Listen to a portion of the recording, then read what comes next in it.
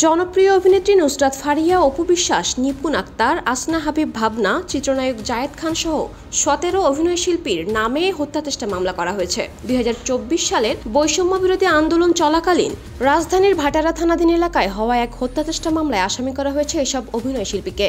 ভাটারা থানার ভারপ্রাপ্ত কর্মকর্তা মোহাম্মদ মাজহারুল ইসলাম বিষয়টি নিশ্চিত করেছেন।